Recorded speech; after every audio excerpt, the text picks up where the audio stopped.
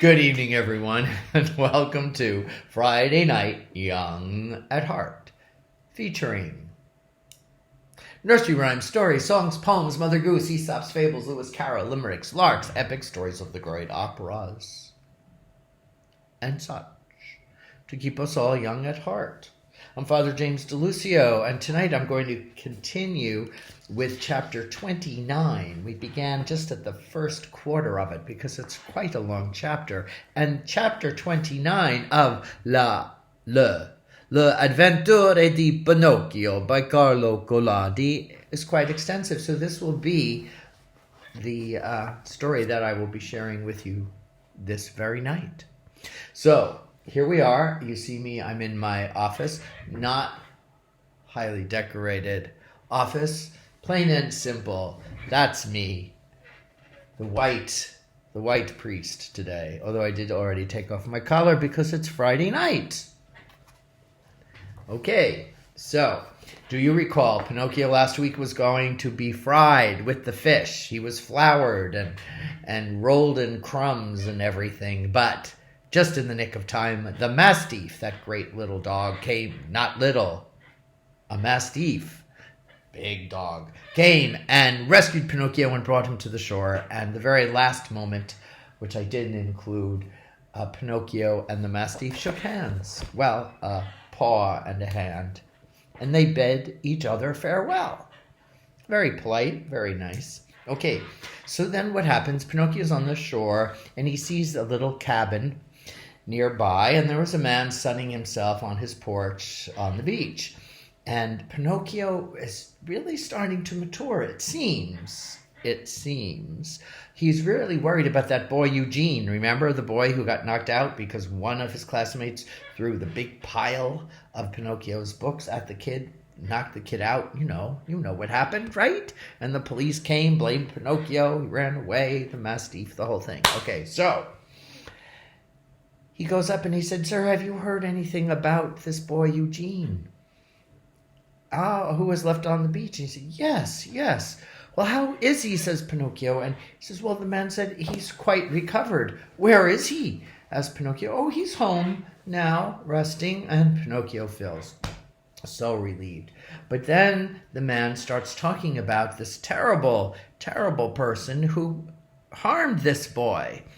And I want to read you this little page. I think I can get away with reading little excerpts from L'Avventure di Pinocchio, translation by Nicholas J. Perella.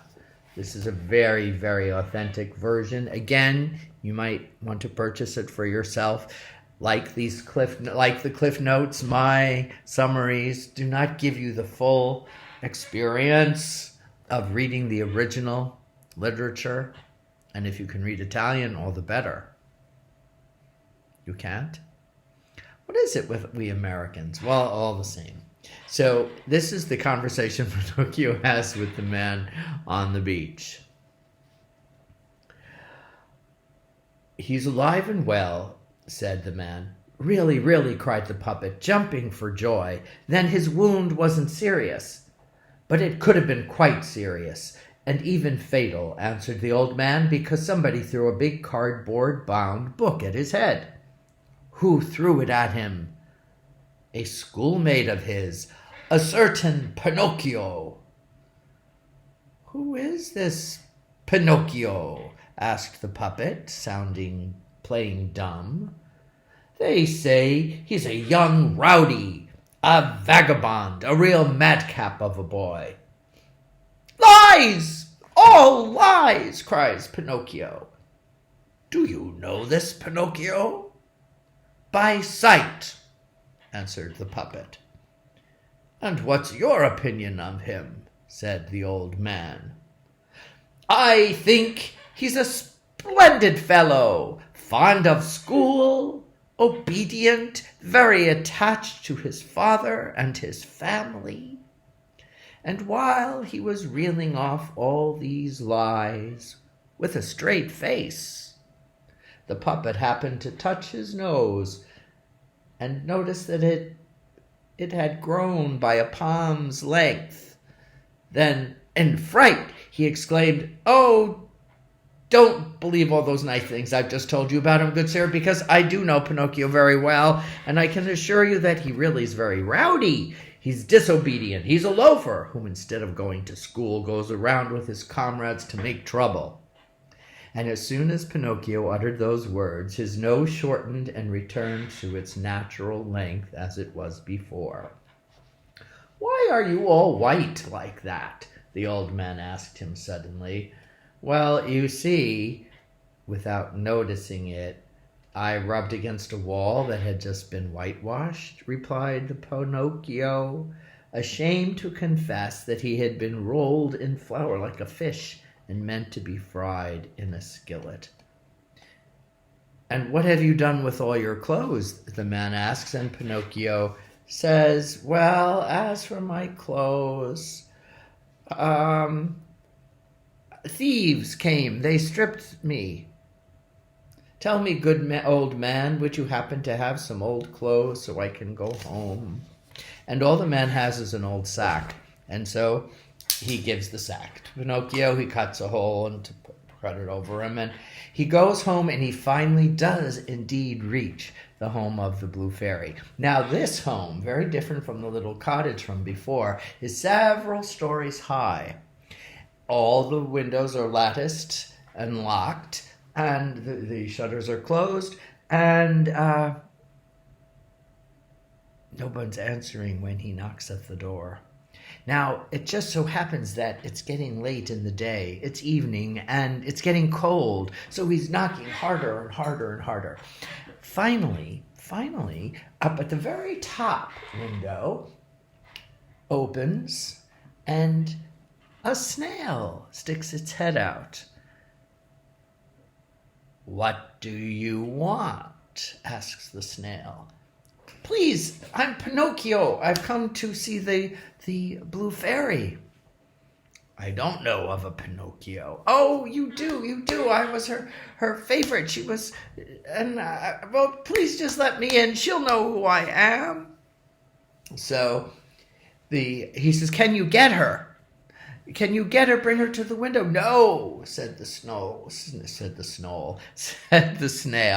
"She's sleeping."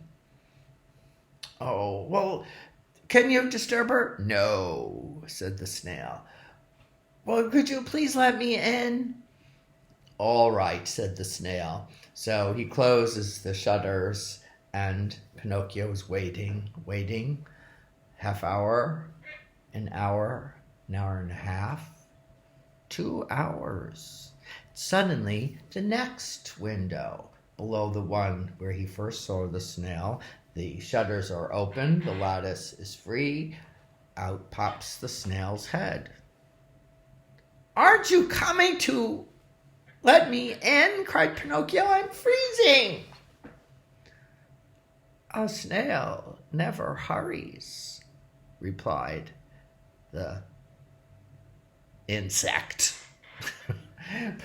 He was in despair. And so it goes on and on. It's 9 hours before the snail is at the window just above the door. And now he's like frozen. It's raining. His sack is now like a piece of ice. And he's knocking. And he gets so mad. He's so mad. He's so angry. He kicks the door, hoping to try and open it, and instead his foot gets stuck in the door, like a sharp pencil going into a piece of wood into the door, and now he's really stuck. "I can't help you," said the snail. Pinocchio is just furious. He's in the worst temper. He says, "Well, I'm freezing, but I'm also starving. I've had nothing to eat all day. Could you bring me something to eat?" And 2 hours later, the snail brings him a plate of turkey and potatoes and broccoli, etc. Oh, those may not be the exact items, but you get the point. But it turns out that it's just a decorative piece of wood painted about those items. And now our puppet is just beside himself. however that phrase came to be, I cannot say. The blue fairy hears the commotion at last. She awakens, and Sheila brings Pinocchio in. And he says, well, can you forgive me? Can you forgive me? She said, yes, but this is the very last time I will forgive you. But you've done some good things. You've tried, even though you failed. And he says, well, can you turn me into a real boy now? She said, well, no, not tonight, but tomorrow, if you prove really true and you do what you're supposed to tomorrow and go to school, etc., we'll have a big party for you. And you can invite all your classmates and we'll celebrate that you're a real boy. And so he is now so delighted. And he's so happy that he doesn't even bother to eat. And as he goes to rest,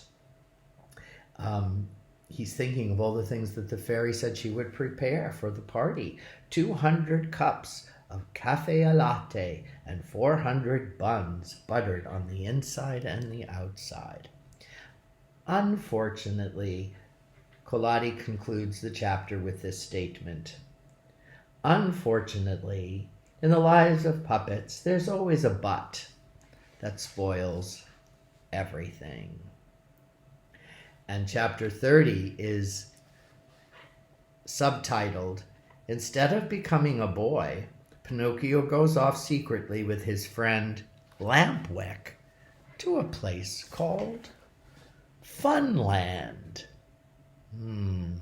You know what might be coming if you've been following the Disney movie, but we'll see if there's variations in the tale. Thank you so much for joining me. Have a wonderful weekend, a Labor Day weekend. Rest from your labor.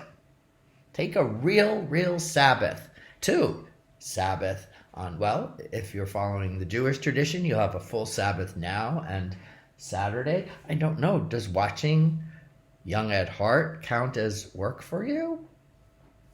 Hope not. And then you can take off Monday, Labor Day. And for Christians, make sure your Sunday is your Sabbath and Labor Day. Take 2 days free from labor. God bless everyone. Have a great weekend. Bye.